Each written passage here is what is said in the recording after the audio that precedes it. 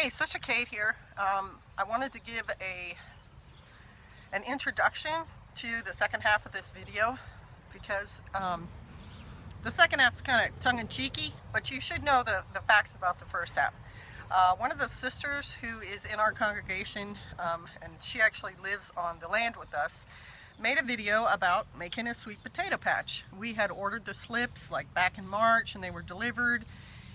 And she was on the mountain alone, and we have very scarce soil, so she needed to figure out a way to plant these sweet potato slips. And she did, and she made a video about it, and she uploaded it on her channel, which is called Fuller with Less. And it's about 4 minutes long, and she's very straightforward in the video. Well, just so happened that on the same day, a couple hours later, a gentleman whose channel is called Primitive Technology, who has really good videos about primitive techniques of building and stuff, also did a sweet potato patch video. And a lot of his followers, and he has a ton of followers, 1 million views on his videos, more than, thought that Sister had copied his video. So there were outcries against hers, and hers started getting a lot of views. Well, then other people came to her defense saying that her video came up first, and it did. And so it's kind of an act of Yah that, for whatever reason, he decided to allow this event to happen, and now her video has like 160,000 views on it, which is way out of the ordinary, but it's also a sort of blessing. It got her more subscribers and everything, so overall it ended up being a positive happening. But it's just interesting. It's interesting for people of faith to watch how Yahweh works. It's also interesting to see the phenomenon that is YouTube and YouTube channels and being online and having an online presence, and how one thing can change from one day to the next. You know, there's videos up there of cats, little cats, you know, following in swimming pools, and they get 20 million views. I mean, it's just, it's a modern thing, and it's interesting to see how it works. Also, how fickle the public in general can be as an audience, because she had, in the beginning, like 180 thumbs up and 110 thumbs down, and that's a almost 50-50 split. I mean, you either like this video or you don't, and apparently it was just like that. You either did or you didn't. But if you watch the video yourself, and I'll post a link underneath mine, you'll see it's quite inoffensive, quite straightforward. So it's just a little bit of my commentary on it as an outsider watching it. And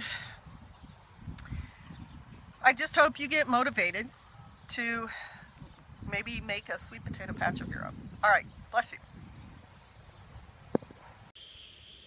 Well, shalom, this is Sister Kate. It's a momentous day for me. I am going to the famous sweet potato patch. I know, it seems amazing that I can get this close to it and not have to go through guards or pay a fee, but it's true. It's here, and I get to witness it, and so do you.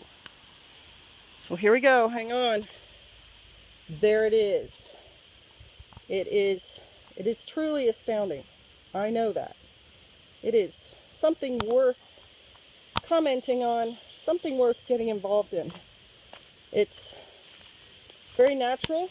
We've got natural poles here to keep this fence, which is a combination of chicken wire and plastic netting. And then here are the slips. Some of them look like they're already being nibbled on by something, but they are alive and they're growing.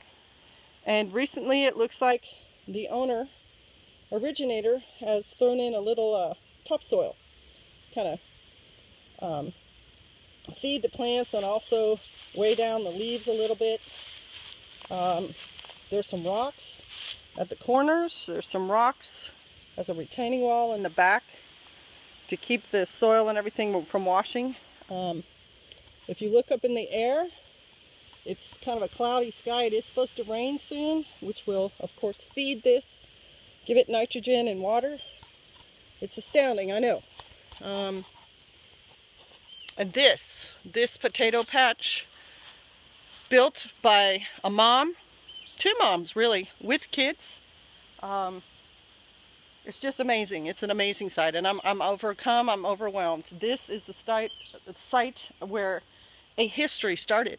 This is the location where the great epic sweet potato patch battles started, and I just hope that it becomes everything that it's the promise of.